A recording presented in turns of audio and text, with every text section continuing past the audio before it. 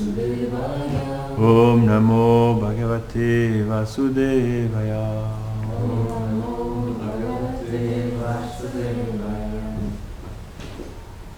Donc nous allons lire le Srimad Bhagavatam. Premier chant, chapitre 1, verset 19.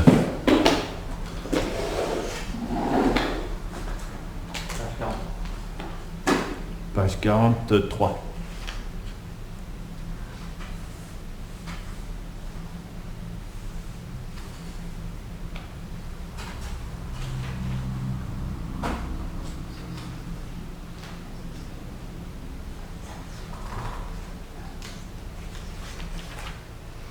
Vayam tuna vitripyamam Utama shloka vikrame Yashrin vatam rasa gyanam Svadu svadu pade pade. Hein? Quand tu lis, tu es trop près. Soit tu enlèves le micro, soit tu te mets plus loin, mais c'est horrible. Il n'y a pas de son là, ça. Non, mais moi je voulais juste... Ok. Quelqu'un veut répéter? Vayam tuna vitripyama Utama shloka vikrame Yachrinvatam rasagyanam Svadu svadu pade pade.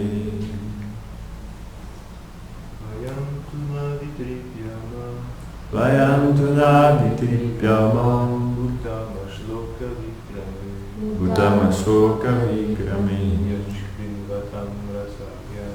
Yashrinvatam rasagyanam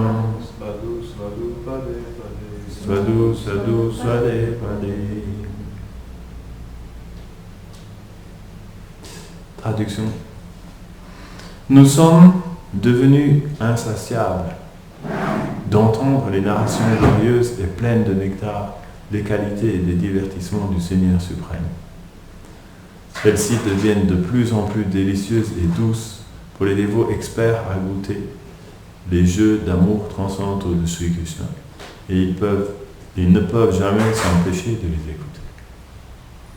Svadu, svadu, pade, pade. Svadu, ça veut dire goûter. Ça vient de asvadana, et pade, ça veut dire à chaque pas. Svadu, svadu, pade, pade. À chaque pas, ils goûtent davantage les nectars des divertissements de Krishna. Ils ne peuvent s'empêcher de les écouter. Très intéressant, hein? J'ai ouvert un Bhagavatam au hasard, j'ai vu ce verset-là, je me suis dit, c'était trop beau pour ne pas en parler. Haribol. Commentaire. Selon Srila Vishwanath Chakravarti Thakur, les mots Uttama Shloka signifient lui dont la gloire ou les bonnes qualités sont les meilleures, ou lui qui est prié par les meilleures personnes. Nous voyons ici que les sages ne sont pas pleinement rassasiés en écoutant les exploits de Uttama Shloka. Ils considèrent que cela n'est pas suffisant. On peut comprendre qu'une personne n'est pas satisfaite de trois manières. Par le manque de quantité, entre parenthèses comme la nourriture dans l'estomac. Deuxièmement, par le manque de conscience pour le goût spirituel. Et troisièmement, par le manque de délectation de l'objet. Ce sont les trois manières dont une personne n'est pas satisfaite. Premièrement, une personne n'est pas satisfaite lorsqu'il n'y a pas assez de quantité. Si on n'a pas cette quantité, on éprouve une insatisfaction. Ça, on connaît dans le monde matériel. Deuxièmement, une personne peut ne pas être satisfaite à cause d'un manque de conscience pour le goût spirituel. C'est-à-dire qu'elle ne goûte pas les choses. Et troisièmement, par le manque de délectation de l'objet. Là, il faudrait creuser un petit peu ce que ça veut dire. Ne se délecte pas assez, c'est ça, de l'objet.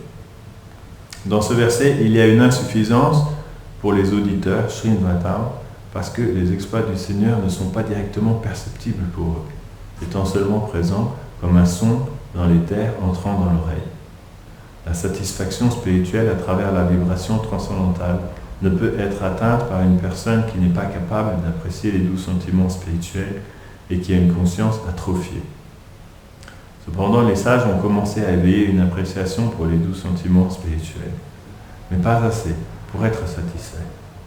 Par opposition à la canne à sucre qui est mâchée et qui perd sa saveur au point de devenir détestable, les sujets concernant le Seigneur sont de plus en plus satisfaisants, car ils augmentent en goût à chaque instant. La terminaison locative sur pada, pada, padé, padé, indique à chaque mot, à chaque pas. Om Aganati Mirandasya Ganam Janam Shalake Chakshurunmilitam Lumyena Tasmai Shri Gurave Namo Shri Chaitanya Manovistam Stapitam Yena Bhutale Swayam Rupa Gadamayam Dadati Svapadantikam Namo Mahavadanyaya Krishna Prema Pradayate Krishnaya Krishna Chaitanya Namne Gaurati Shri Shri Krishna Chaitanya Prabhu Nityananda Shri Advaita Gadadhara Shri Vasadi Gaura Bhakta-vrinda Hare Krishna Krishna Krishna Hare Hare Hare Rama Rama Rama Hare Hare Vanchakalpatarubhyascha Kripasindhubhya eva cha Patitanam Pavanebhyo Vaishnavebhyo Namo Namah Mukam Karoti Vachalam Plangom Rangayate Girim Yat Kripam Tamaham Deshi Guru. Donc c'est très intéressant parce que c'est expliqué ici dans le commentaire. Dans ce verset, il y a une insuffisance pour les auditeurs. Ceux qui sont en train d'écouter Sutta Goswami, mais ils ne se sentent pas satisfaits. Pourquoi? Parce que les exploits du Seigneur ne sont pas directement perceptibles pour eux, ils sont simplement présents comme un son qui entre dans leur oreille. Et c'est pas assez. Ils veulent plus que juste entendre et expérimenter comme un son qui rentre dans l'oreille, même si ils apprécient ce son-là, ils aimeraient pouvoir percevoir plus que simplement un son qui rentre dans leur oreille. La satisfaction spirituelle à travers la vibration transcendantale ne peut être atteinte par une personne qui n'est pas capable d'apprécier les doux sentiments spirituels et qui a une conscience atrophiée.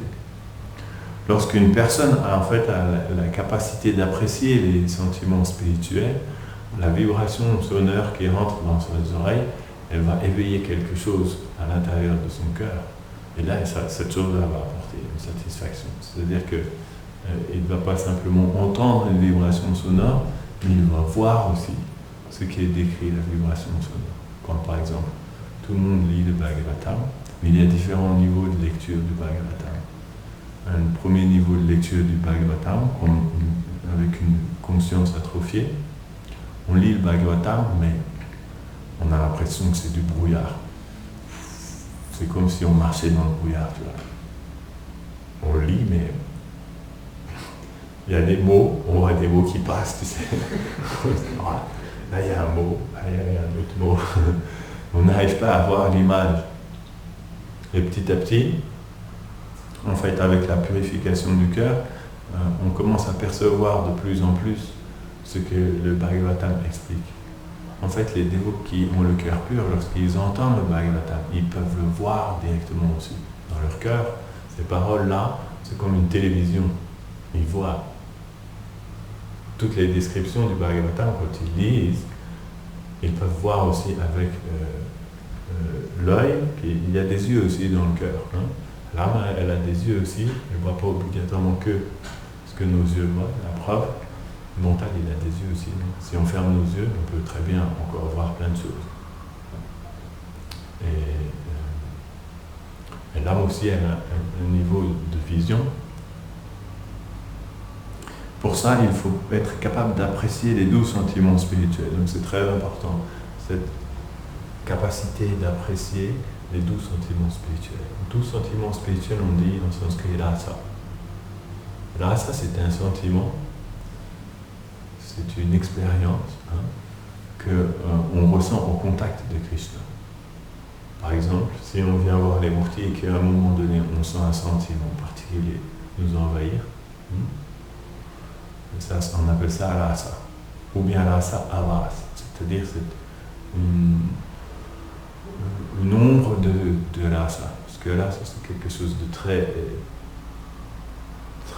intense, mais même au stade de la pratique, on peut expérimenter quelques gouttelettes de rasa, et on peut, des fois, non?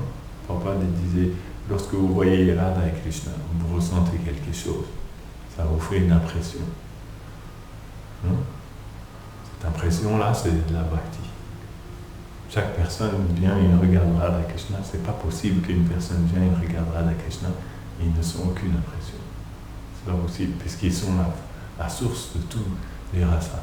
Donc il peut y avoir différentes personnes qui vont ressentir différentes impressions, comme chacun lui il a vu Krishna, il a eu l'impression aussi, c'est une impression différente, différents rasas. Et ceux qui ont une nature comme les asuras, quand ils voient Krishna, ils ont des impressions. Ils ne sont pas en bliss complètement. Mais ça les dérange un petit peu de voir Krishna. On voit les matérialistes, et si vous parlez un peu trop de Dieu, ils ont les poils qui s'hérissent aussi, mais c'est pas sous l'effet de l'extase. C'est sous l'effet de la répulsion, voilà. Ça les dérange. C'est comme ça. Les 12 sentiments spirituels. Cependant, les sages de Naimisharanya ont commencé à éveiller une appréciation pour les 12 sentiments spirituels. Nous devons nous trouver à ce moment-là au moins, où on commence à éveiller une appréciation pour les 12 sentiments spirituels. Même si on n'est pas encore situé dedans, on doit tout de même commencer à éveiller une appréciation pour ça. Et à ce moment-là, on désire entendre plus sur Krishna. Pas assez pour être pleinement satisfait. Il dit par opposition à la canne à sucre, plus on la mâche, au début elle a du goût, c'est bien sucré, puis à la fin, il n'y a plus que de la paille. Quand vous mâchez la paille, ça a un goût, comment on dit, détestable, non?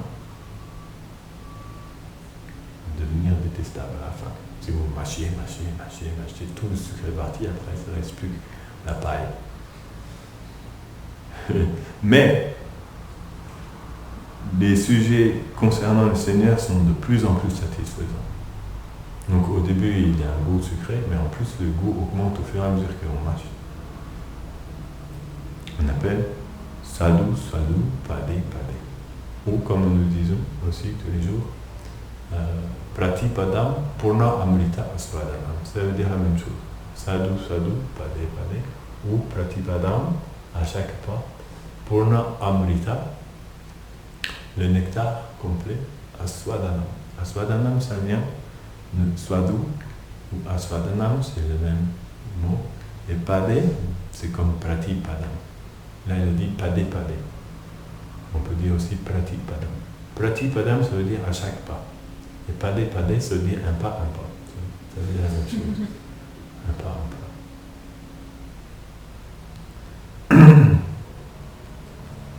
Donc, ils ont cette qualité, les sages de Naimisharanya, ils ont éveillé le désir d'entendre parler de Krishna. Et comme leur désir était, même s'il était ici, selon Vishwanath, juste au début, ils ont juste commencé à éveiller une appréciation pour les 12 sentiments spirituels et voulaient entendre parler davantage. Mais ils n'ont jamais arrêté pendant toute la récitation du Bhagavatam. Il n'y a aucun moment où ils se sont lassés d'entendre parler de Krishna. Non? Et dès que Sutta Goswami s'arrête un peu, ils lui disent non, surtout, ne t'arrête pas, continue à t'entendre parler, il y a tellement de nectar, ils disent que surtout ne t'arrête pas. Ils ont peur que le nectar du Bhagavatam va s'arrêter. Donc à chaque fois, dès que Sutta Goswami fait une boucle un peu et qu'il revient, ça ressemble qu'il va conclure. Ils disent non, surtout, tu as oublié de nous dire ça. Non? Et il repose une question et il relance Sutta Goswami. Donc les Vaishnavas, à chaque fois que vous les relancez, ils repartent pour un tour. Et ils font un chant de plus. Un chant, 2 chants, 3 chants, 4 chants. C'est comme ça. Si vous regardez, ils posent une petite question après Sutta Goswami, il part pendant 2 jours. Mais ils étaient très très attentifs.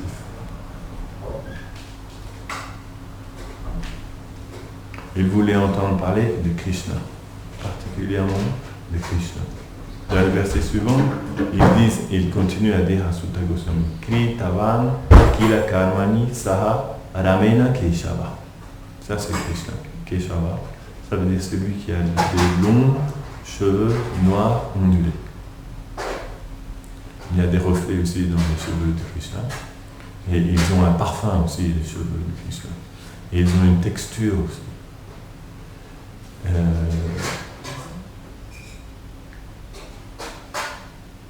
C'est une texture très spéciale, les cheveux. Il n'y a pas de mots pour décrire la texture des cheveux de Krishna. Parfois, c'est comparé à les vagues sur une rivière, les cheveux de Krishna. Il y a aussi des reflets. Ati Martyani Bhagavan Guda Kapata Manusa. Ce divertissement que l'exalté Seigneur Keshava, Sri Krishna, joua aux côtés de Sri Balaram dans sa forme au trait humain sont bien au-delà du pouvoir humain. Ils sont transcendantaux et par conséquent déroutants pour les simples mortels.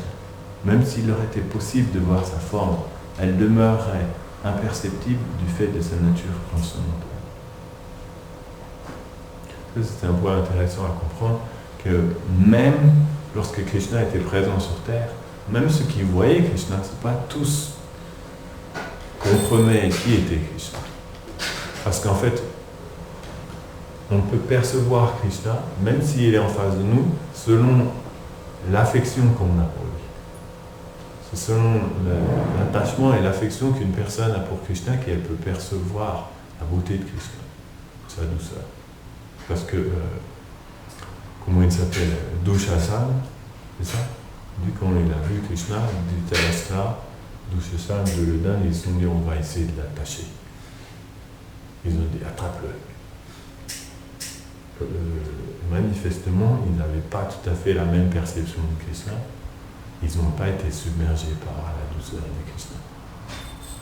Ils ont dit attrape-le. Ils ont essayé de l'attraper comme ça, avec une corde. Parce qu'ils ne pouvaient pas percevoir, en fait, ils manquaient d'affection pour Krishna. Plus on développe notre affection pour Krishna, plus on peut percevoir sa nature infiniment douce et infiniment merveilleuse. Plus, en fait, on offre notre vie et notre cœur à Krishna, plus on va pouvoir le percevoir. Krishna est comme ça. Bhaktyamam abhijanati. Il dit, vous pouvez me connaître par la bhakti. Et la bhakti, ça veut dire donner son cœur. Bhakti Sundar Govinda Maharaj, il disait toujours ça. Il disait, la bhakti, c'est une transaction de cœur. Transaction de cœur, ça veut dire quoi? Transaction, c'est un échange. Hein? C'est un échange de cœur. Je te donne mon cœur. Et Krishna, mais il faut donner son cœur pour que la bhakti marche. S'il n'y a pas de transaction de cœur, ce n'est pas la bhakti. Très important à comprendre. Donc il faut donner son cœur. Et plus une personne donne son cœur à Krishna, c'est comme un sacrifice. Non? Parce que quand vous donnez votre cœur, il ne reste plus grand-chose après. Hein? Le cœur, c'est vraiment, quand on dit le cœur, c'est l'élément central. C'est là où est l'âme. Donc donner son cœur à Krishna, ça veut dire se donner complètement à Krishna. Et lorsqu'on se donne à Krishna, là, on va pouvoir commencer à expérimenter Krishna. Krishna dit ça. pouvoir l'expérimenter, il faut se donner à lui. Le monde spirituel fonctionne par le don de soi. C'est pas possible d'accéder à la réalité spirituelle sans d'abord se donner. Il faut se donner complètement pour pouvoir entrer dans la demeure éternelle de Krishna. Lorsqu'une personne s'est donnée complètement à Krishna, toutes les portes s'ouvrent. Il peut entrer à Goloka ou à Vaikuntha selon l'aspiration qu'il a. Pour ça, d'abord, il faut se donner. C'est le prix à payer, c'est qu'il faut payer avec nous. C'est nous la pièce, en fait. C'est pour ça qu'on dit ça coûte rien, t'as pas besoin d'amener rien, mais il faut quand même donner toi. Il faut se donner soi-même. C'est quoi se donner? Se donner? Ben, se donner, ça veut dire qu'après t'as plus rien. Tu t'appartiens plus. Tu t'es donné à quelqu'un. Comme on dit, donner c'est donner, reprendre c'est voler. Non? Tu t'es donné, ça veut dire que tu ne reprends plus après. Se donner à Krishna, ça veut dire Tava Iva Asmi, je t'appartiens. Développer le sentiment que, en fait, je ne m'appartiens pas, mais je t'appartiens. C'est un sentiment d'appartenance. On offre notre vie à Krishna. Le sentiment, c'est le dernier verset du Shikshastakam. C'est qu'à partir de là, peu importe ce que tu nous fais, ce qui m'arrive. Tout à fait. C'est ça que ça veut dire se donner. C'est quand même, tu sais ce que ça veut dire se donner. On dit donne ton pull, tu donnes ton pull. Tu as perdu ton pull. Voilà, tu n'as plus ton pull. Au niveau spirituel, c'est pareil. Mais quand tu donnes quelque chose au niveau spirituel, tu ne le perds pas. C'est la différence. Même si l'ego, il a un peu peur quand même de le perdre, mais en fait, c'est parce que l'ego ne comprend pas la nature spirituelle. Quand tu donnes quelque chose au niveau spirituel, en fait, quand tu donnes quelque chose à Krishna, tu ne le perds pas. Au contraire, tu vas obtenir beaucoup plus que ce que tu donnes, puisque Krishna est réciproque. Et Krishna réciproque toujours beaucoup plus que ce qu'on peut lui donner. Qu'est-ce qu'on peut offrir à Krishna? Véritablement. On n'a pas grand-chose à offrir à Krishna. Rupa Goswami disait, d'habitude, les gens t'offrent des belles fleurs. Il dit, moi, malheureusement, je suis un peu gêné parce que la seule chose que j'ai pour t'offrir, c'est ma honte. Il dit, j'ai rien d'autre à t'offrir que ma honte. On n'a pas grand-chose à offrir à Krishna si on regarde véritablement. Parce que déjà, il a tout. Et il a tout, mais il nous a donné une chose. C'est le libre arbitre. Le corps lui appartient. L'énergie matérielle lui appartient. En fait, tout ce qu'on pense avoir, ça appartient à quelqu'un. Parce que c'était là avant qu'on arrive, non? Ça appartenait à quelqu'un d'autre, comme Prabhupada disait. Les Anglais sont arrivés en Australie et ils ont dit c'est à moi. Mais Prabhupada dit l'Australie était là avant les Anglais. Elle existait déjà là. Et après les Anglais, l'Australie sera encore là. Mais eux, ils arrivent au milieu et ils disent c'est à moi. Et Prabhupada rigolait. Et il dit voilà l'absurdité de l'humanité. Il vient et dit c'est à moi. Alors que c'était déjà là. Si on voyait quelqu'un, c'est comme si quelqu'un venait chez toi, il s'assied au milieu du salon et il dit c'est à moi. Ça te ferait rire. Parce que évidemment ce n'est pas à lui. C'est juste dans sa tête qu'il pense que c'est à moi.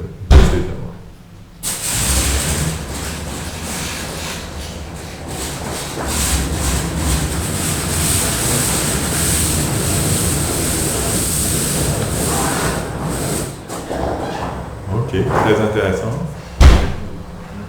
Un Karcher? Ah ok, un Karcher. Donc on apprécie. Ils sont venus nettoyer le temple Gundicha Mardhan. Ils ignorent les bénéfices qu'ils vont faire aujourd'hui. Et donc, ce que je disais, voilà. Et donc, la bhakti, c'est un don de soi. Et après, par le fait de s'offrir à Krishna, Krishna réciproque. Krishna réciproque toujours beaucoup plus que nous, parce qu'il est beaucoup plus que nous. Mais il réciproque de la même manière que nous. Donc, nous, on peut lui offrir un petit peu, et lui, il nous offre beaucoup en retour. Parce que lui, il ne peut pas vraiment donner un petit peu à Krishna. Parce que, par exemple, nous, si on se donne entièrement, même ça ne fait pas grand-chose. Mais si Krishna se donne entièrement, ça fait tout. Donc, c'est une transaction qui est intéressante. Krishna dit, celui qui comprend cette transaction, il est intelligent. Il est le meilleur businessman. Celui qui comprend qu'en donnant pas grand-chose, il peut tout obtenir. Il dit, celui-là, c'est le vrai businessman. Non? Souvent, les gens, ils cherchent comment faire le maximum de profit en donnant le minimum possible. Non? Ça, c'est un businessman. Celui qui est hanté par cette idée, si tu veux être un bon businessman, il faut avoir ces deux choses. Comment faire le maximum de profit en donnant le minimum possible. Ça, c'est la loi du business. Et bien, en fait, si tu prends cette loi et que tu la mets dans son niveau, dans son niveau ultime, le meilleur business que tu peux faire, c'est te donner toi-même et obtenir Krishna. Parce que tu donnes quelque chose de minuscule, hein, l'âme elle est infinitésimale à un 10 millième de la poêle, comme dit Gaudiya. C'est un manque de poésie. Un 10 millième de la poêle d'un cheveu. C'est rien, tout petit. Tu donnes ça à Krishna et tu obtiens tout. Si tu as compris ça, tu es un vrai businessman. Là, c'est-à-dire que les buildings, les milliards de dollars, les planètes, les univers matériels, c'est rien par rapport à ça. Et en plus, tu n'as pas besoin de donner grand-chose. Ça, c'est la transaction que Krishna il a introduit. Et donc, ce don à Krishna, en fait, c'est quelque chose, malheureusement, l'ego a du mal à faire. Parce qu'il a développé un sentiment très fort d'être le possesseur de soi-même déjà. D'être le possesseur de soi-même et de vouloir faire ce qu'il veut. Il ne veut pas que quelqu'un lui dise quoi faire. Ça, c'est quelque chose que l'ego, il n'aime pas du tout. Il veut faire ce qu'il veut et ce qu'il a, c'est à lui. Aham Maneti. On doit apprendre à abandonner ces deux fausses conceptions. Et pour ça, il faut entendre parler de Krishna. Parce que lorsqu'on entend parler de Krishna, la fausse conception qui est dans notre cœur, petit à petit, elle va disparaître. Comme Sridhar Maharaj dit, parce que rien ne peut faire face à Krishna. Lorsque Krishna arrive, tout le monde a perdu. C'est juste une question de temps. Donc, si vous écoutez les Krishna Katha, c'est juste une question de temps. Vous aurez perdu, comme on dit, Param Vijayati. Krishna est toujours victorieux. C'est pour ça qu'il sourit tout le temps. Parce qu'il sait déjà qu'il a gagné. Il voit Arjuna, il voit tout ça, tout le monde se dit, waouh, qui c'est qui va gagner, qu'est-ce qui va se passer? Krishna, lui, il sourit. Il sait que de toute façon, lui, il a déjà gagné. Il sait pourquoi il est venu, il sait qu'il a déjà gagné pour ça. Krishna n'est pas venu pour faire la guerre pour Kshetra. Krishna est venu pour captiver tous les êtres. Et il sait qu'il a déjà gagné. Il sait que juste en étant présent là sur Terre, tout le monde va devenir, personne ne va pouvoir, comment dire, faire face à sa puissance de captivation. Je ne sais pas si on peut dire ça. Tout le monde va être obligé de finalement accepter Krishna. C'est ça qu'il veut. Et il sourit parce qu'il sait déjà qu'il a gagné. Dès qu'il arrive, il sait que même il a gagné. C'est déjà, comme on dit, échec et mat dès le premier pion qu'il bouge Krishna. Non? Si tu joues avec un joueur d'échecs professionnel, non? Il rigole déjà. Parce qu'il sait dès le premier pion qu'il bouge, il sait qu'il a déjà gagné. C'est juste histoire de s'amuser avec toi, non? Mais il rigole. Peut-être il va des fois te laisser approcher ta tour un petit peu pour que ça va te faire des frissons, tu te dis waouh.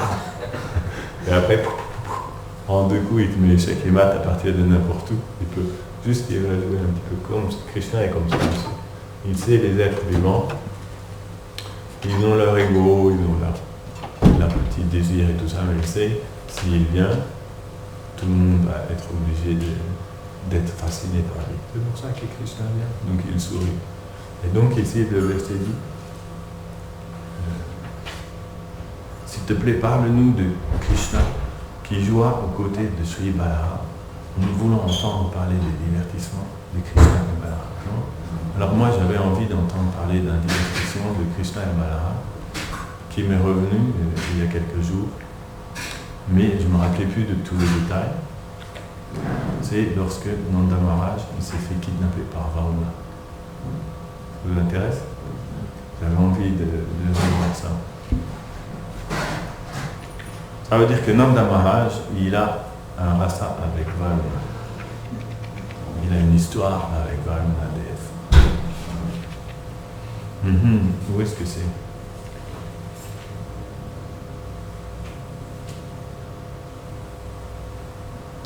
J'espère que c'est dans le titre d'un chapitre. Oui, Krishna soustrait Nanda Maharaj aux mains de Varuna. 28e chapitre, page 237. Vous êtes prêts? Là c'est spécial parce qu'on a Nanda Maharaj aussi. C'est un petit chapitre, c'est pas long en plus. La cérémonie dédiée à Govardhan s'était déroulée au jour de la nouvelle lune. Ah, c'est juste après Govardhan Puja. Donc c'est bientôt. Ensuite, avaient pris place les 7 jours de pluie torrentielle, accompagnés de grêle.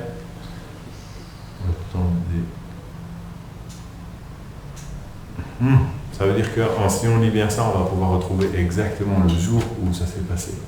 Parce que Sukadev Goswami explique.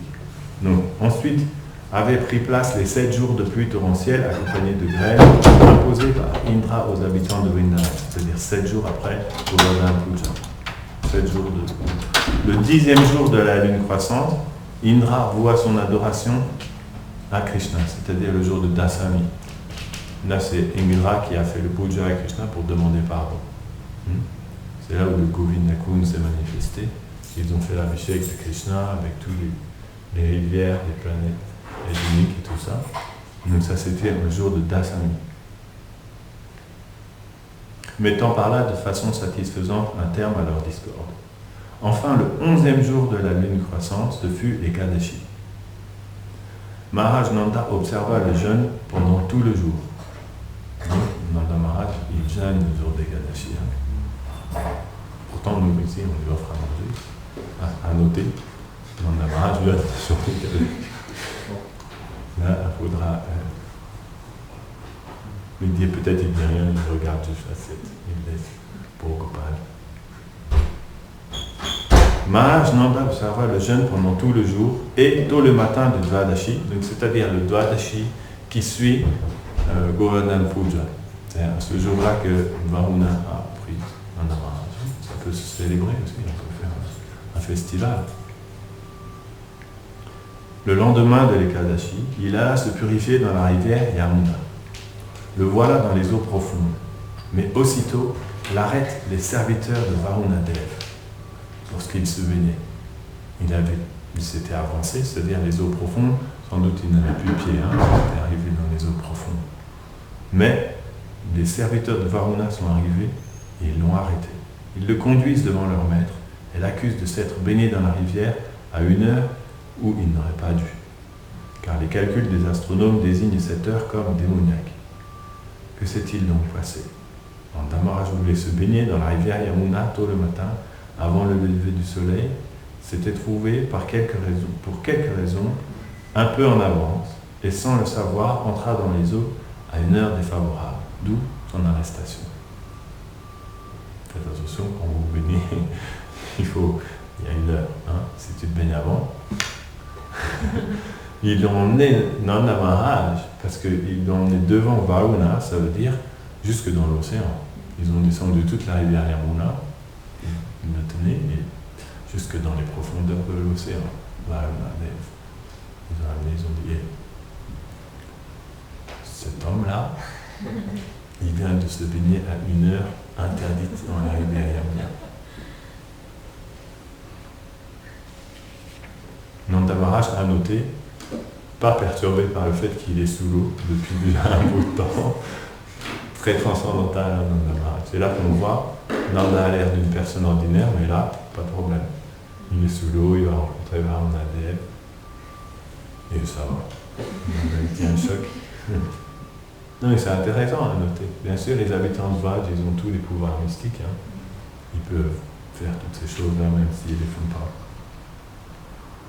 Et en fait, il était juste venu pour se baigner dans Nanda Maharaj. Comme lui, il vit dans la Ragatmika Bhakti, c'est-à-dire qu'il vit simplement dans le pur amour de Krishna.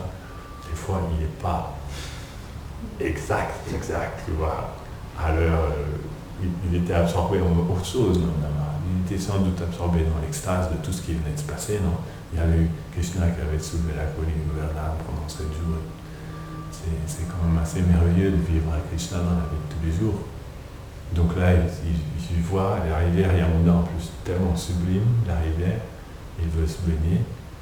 C'est juste, l'eau de la rivière Yamuna, c'est expliqué, c'est prema liquide.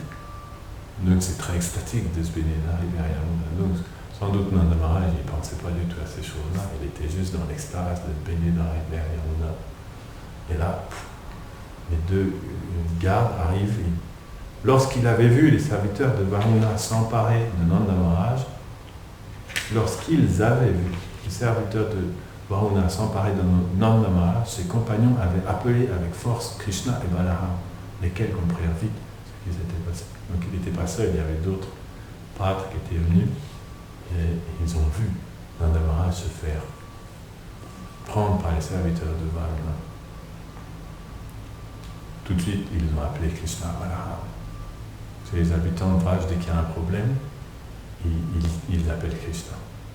Krishna, Balaram, Krishna. Et là, Krishna, Balaram, juste, ils entendent, ils ont tout de suite compris. Ah, ok.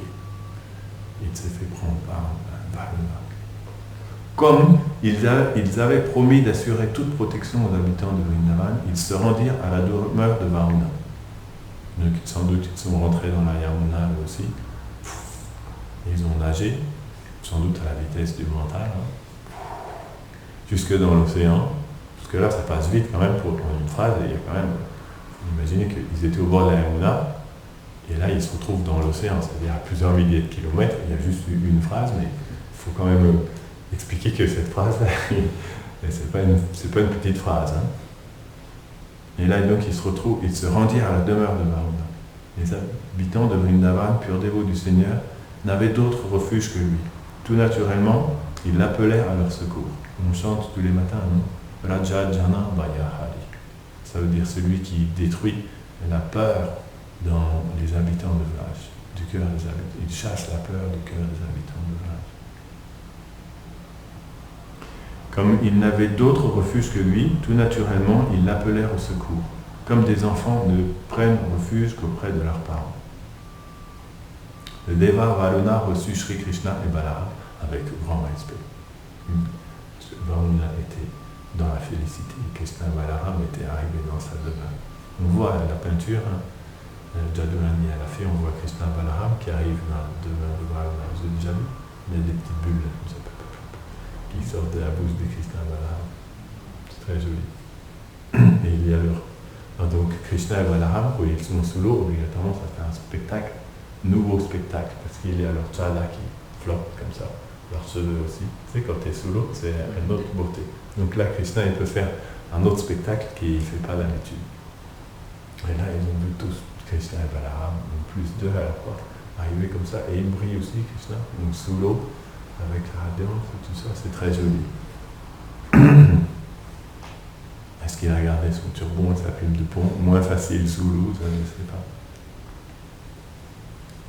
Il les a accueillis avec grand respect et s'adresse à Krishna. « Cher Seigneur, dit-il, en ce moment même, je dois en vérité reconnaître que le simple fait de ta présence me place matériellement en situation d'infériorité. » Il est reconnu tout de suite En fait, il savait, hein, c'était juste, il avait kidnappé Nanda Maharaj parce que c'était pour pouvoir voir Krishna Balaram.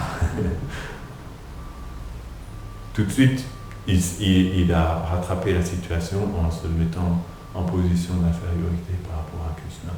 Le simple fait de ta présence me place matériellement en situation d'infériorité.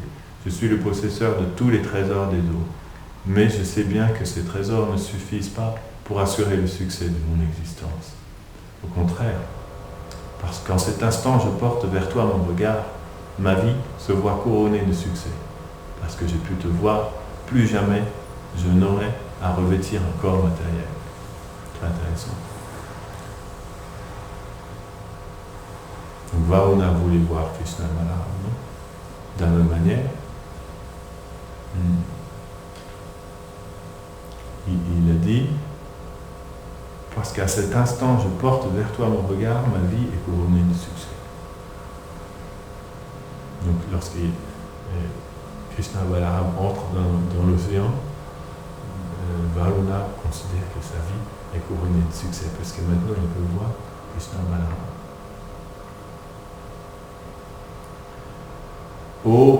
Aussi, ô Seigneur, ô Personne suprême, ô Brahman suprême, ô âme suprême, sise en toutes choses, je t'offre mon hommage respectueux. Tu es le Seigneur qui transcende la matière. La nature matérielle ne peut imposer son influence. Je regrette mon combien ma sottise. Ignorant ce qu'il faut faire ou ne pas faire, j'ai commis la faute d'arrêter ton père, Nanda Maharaj. J'implore donc ton pardon pour cette offense commise par mes serviteurs. Je suis certain que les choses se sont ainsi déroulées parce que tu avais le dessein de me montrer ta miséricorde en te présentant devant moi en personne. Ô Shri Krishna Govinda, ô Seigneur bien-aimé, voici ton Père, tu peux dès maintenant le reprendre. Donc il était complètement satisfait de voir Krishna. En fait, il pensait que c'était Krishna qui avait fait ça juste pour accorder sa miséricorde à Varuna. Il voulait donner son darshan à Varuna. Et donc il a créé cette confusion dans l'esprit de Varuna de kidnapper Nanda Maharaj, sans se dire, tiens, mais c'est Nanda Maharaj. Il n'a pas réalisé que c'était Nanda Maharaj. Voici donc comment Sri Krishna, le Seigneur suprême, sauva son père et le ramena. Pour leur plus grande joie auprès de ses amis. Nanda Maharaj était fort étonné de voir un déva si magnifique offrir un tel respect à Krishna.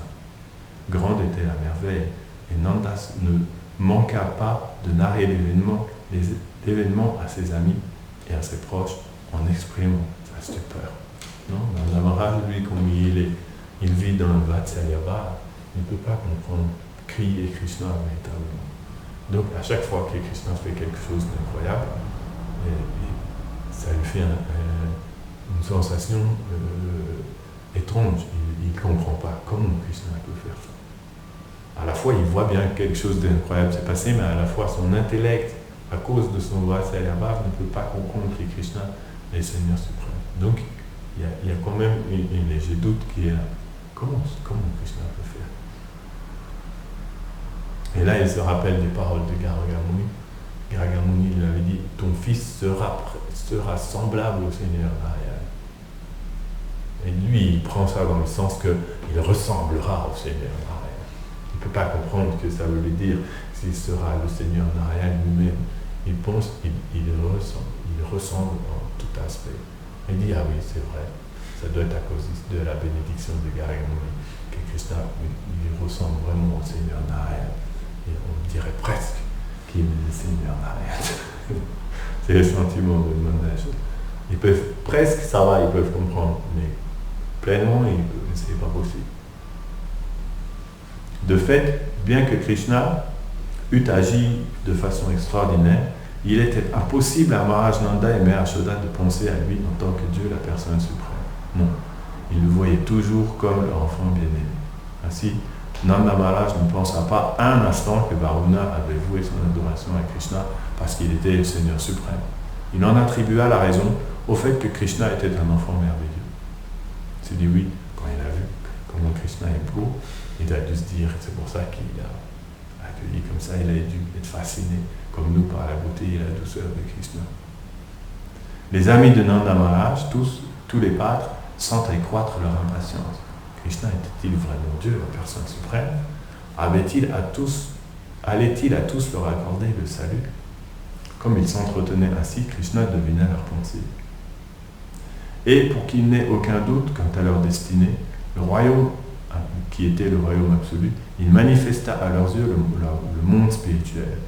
Les hommes du commun, absorbés dans leur dur labeur, ignorent le plus souvent l'existence d'un autre monde, le monde spirituel, où la vie est éternelle, toute de connaissance et de félicité.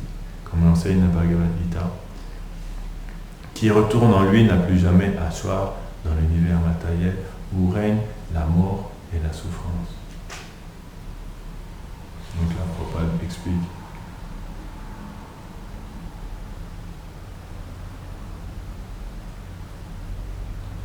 C'est le second.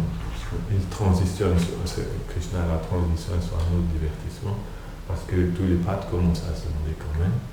Il fait beaucoup de choses extraordinaires, c'est Krishna. Est-ce qu'il ne serait pas laissé en arrière par hasard? On ne sait jamais. Peut-être il est laissé en arrière, non? Ils ont un doute. Ils ne sont pas complètement sûrs, mais ils se disent quand même, est-ce que ce ne serait pas laissé en arrière? Et là, Krishna, ils ont dit, donc, est-ce que si c'est laissé en arrière, ça veut dire qu'il va...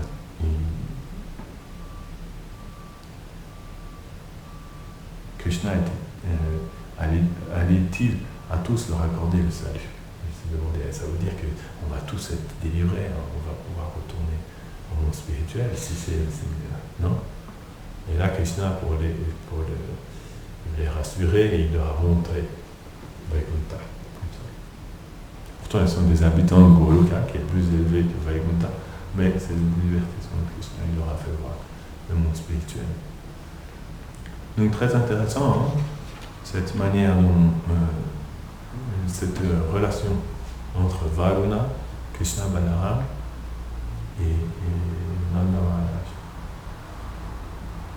Nanda Maharaj, dans l'histoire, lui, il n'a pas vraiment saisi ce qui s'était passé. Il a été se baigner et ensuite il s'est passé des trucs comme un rêve un peu, tu vois. Et Vrajvasi, quand il pense à ce qui s'est passé après coup, ils ne sont pas trop sûrs si c'était vrai ou si c'était dans leur esprit, comme un rêve. Tu sais, des fois, on se rappelle une chose, on dit même en français, non, mais je rêve ou pas? Est-ce que c'est vrai ou est-ce que je rêve? Non, c'est un peu comme ça. À Vraj, ils sont un petit peu toujours dans le sentiment de se dire, est-ce que c'est vrai ou est-ce que je rêve? Parce que, vu ce qui se passe tous les jours à Vraj, ils ont toujours l'impression qu'ils sont en train de rêver en fait, parce que c'est trop beau pour être vrai. Donc ils se disent ça doit être un rêve. Que Krishna, c'est tellement incroyable de vivre avec Krishna, même pas simplement quand il fait des actes incroyables, hein, mais des fois Krishna fait des choses et il devient tellement merveilleux qu'il se demande est-ce que c'est vrai ou est-ce que je suis en train de rêver là. Souvent on voit dans le divertissement de Krishna, les associés éternels de Krishna, ils n'en croient pas leurs yeux. Ils disent non, non. On ne te croit pas, ce que tu vois, ça doit être autre chose. Non. Il y a un dialogue comme ça entre les habitants de Vraj et leurs yeux. Ils disent non, non. Je ne te crois pas, allez, arrête de faire des histoires comme ci ou là. Je ne te crois pas. Des fois, Radharani, elle décide qu'elle ne va plus regarder Krishna. Mais ses yeux ne peuvent pas. Ils regardent Krishna, donc elle doit se battre avec ses yeux et leur dire arrête de regarder Krishna.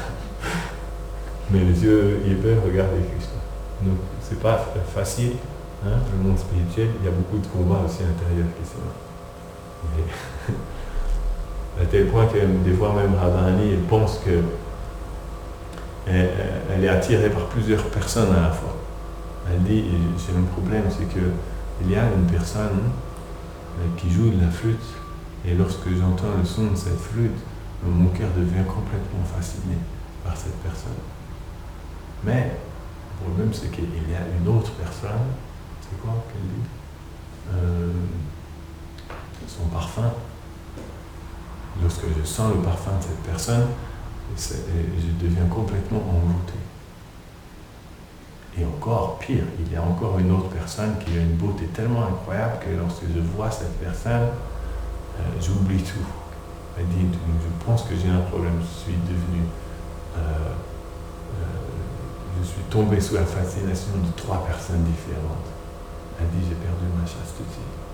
Parce que c'est très mauvais pour une fille de tomber sous la fascination de 3 personnes à la fois. Donc elle pense qu'elle est devenue inchaste. Ça c'est le combat intérieur qu'il y a entre les habitants de Vraj et leur sens aussi. Parce que Krishna est extrêmement fascinant. Donc, ils sont venus à ne plus croire leur sens. Et donc, ils doutent à chaque instant. Est-ce que c'est vrai? Est-ce que c'est pas vrai? Est-ce que je suis en train de rêver? Ou est-ce que c'est la vérité? Donc, Nanda Maharaj, il a vu tout ça. Ça devait être assez rempli d'iblis. Il a été chez Varuna. C'est quand même un royaume. Varuna, c'est quand même le déva des océans. C'est un gros déva, c'est un déva important, Varuna. Donc, le palais de Varuna, ça doit être quelque chose sous l'océan. C'est autre chose que le musée du Louvre. Ça doit être vraiment beau, tu vois. Donc, il est arrivé là, c'est trop ça. Avec tous les gardes, tous les habitants qui vivent là sous l'eau.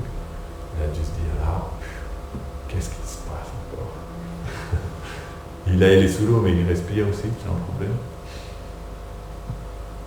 Parce que si Varuna veut te faire venir sous l'eau, tu obtiens aussi la capacité de respirer sous l'eau. L'âme peut s'adapter à tout.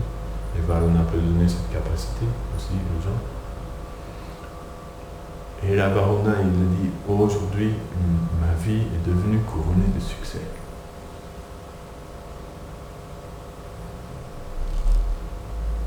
Il dit, bien que je possédais tous les trésors des eaux, cela ne suffit pas pour assurer le succès de mon existence. Mais aujourd'hui, puisque vous êtes venus jusqu'à moi, j'ai atteint le succès de mon existence. Parce qu'avec mes yeux, j'ai pu vous contempler. Et là, il est considéré que sa vie était un succès total. Au contraire, parce qu'en cet instant, je porte vers toi mon regard, ma vie se voit couronnée de succès. Parce que j'ai pu te voir, plus jamais je n'aurai à revêtir de corps matériel. Donc Varuna aime voir Krishna. C'est intéressant de comprendre toutes ces choses-là. Je ne me rappelle plus les détails, et quand on comprend ces détails, ça donne beaucoup de sens à toutes choses. Krishna Balaram aime aller donner leur miséricorde à Varunadev, et Nanda Maharaj devient pris dans ce divertissement aussi. Et Nanda Maharaj, Varuna a aussi eu la chance de voir Nanda. C'est aussi élevé de voir les associés éternels de Krishna que de voir Krishna.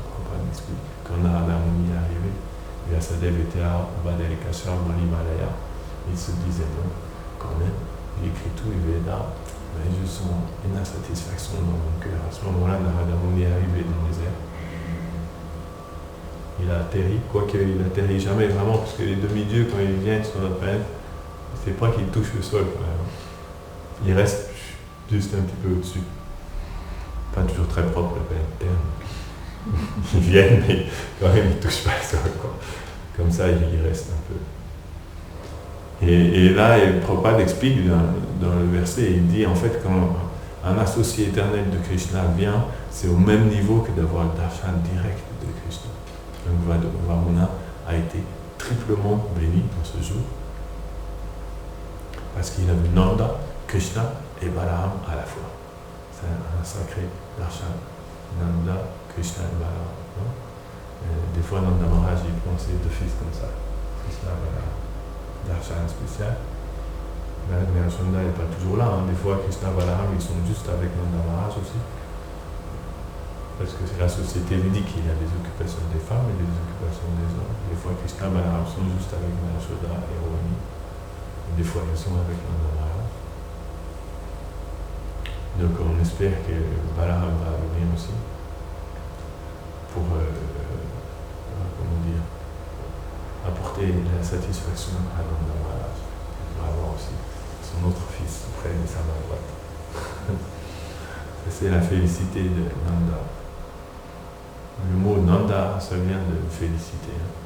Ça vient de Ananda. Nanda, Ananda. Donc il est Nanda Maharaj, il est le roi de la félicité. Personne, il n'y a aucun roi dans les trois mondes qui baigne dans une aussi grande félicité que Nanda Maharaj. Si, peut-être Vrishabhanu. Vrishabhanu et Nanda Maharaj, ce sont les rois qui vivent le plus dans l'extase des trois mondes. Il n'y a pas de rois qui vivent plus dans l'extase. Ils sont rois, mais en fait, ils vivent plus dans l'extase qu'ils sont rois. Donc Nanda Maharaj sont le roi de la félicité éternelle. Il vit dans l'océan du Vatsalya Bhava. C'est un océan qui n'a pas de limite. Très spécial, le Vatsalya Bhava. C'est le second rasa le plus élevé qui existe. Très très spécial. Ils ont un attachement et une connexion très proche à Krishna, Nanda et Yashoda. C'est pour ça quand le Seigneur Chaitanya Mahaprabhu a rencontré Raghupati Bhaigaya.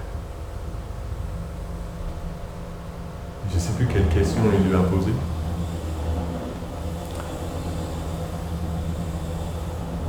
Il me semble que c'était Raghupati Bhaigaya. Et Raghupati Bhaigaya lui a dit, il y a beaucoup de personnes qui lisent les Védas et qui adorent les Védas. Ils ont qu'à le faire. Si c'est bien pour eux, tant mieux pour eux. Il dit, il y a d'autres personnes qui étudient le Mahabharata et le Ramayana, il a dit, très bien pour eux, qu'ils continuent. En ce qui me concerne, tout cela ne m'intéresse pas. La seule chose qui m'intéresse, c'est d'être inscrit dans la liste des associés éternels de Nanda Maharaj. Ça m'intéresse. Parce que dans sa cour, la suprême vérité absolue marche à quatre pattes. Il dit là, je vois quelque chose de substantiel. Ça veut dire qu'il est glorieux. Parce que tous les sages de l'univers, ils glorifient la suprême vérité absolue, mais lui, Nanda Maharaj, la suprême vérité absolue marche à quatre pattes dans sa cour. Donc il dit, moi, je les laisse étudier les Védas, mais j'adore Nanda Maharaj. Il dit ça, pour moi, ça a plus de substance. Vous comprenez? Il y a plus de fondation. Je pense que ma délibération des Écritures arrive jusqu'à cette conclusion. Donc, laisse-moi adorer Nanda Maharaj. Et si mon nom peut être inscrit dans la liste des associés de Nanda Maharaj, je considère que ce sera mon bénéfice éternel. Quand Mahaprabhu a entendu ça, il était rempli de félicité. Le Seigneur aime voir la conclusion suprême, tu vois.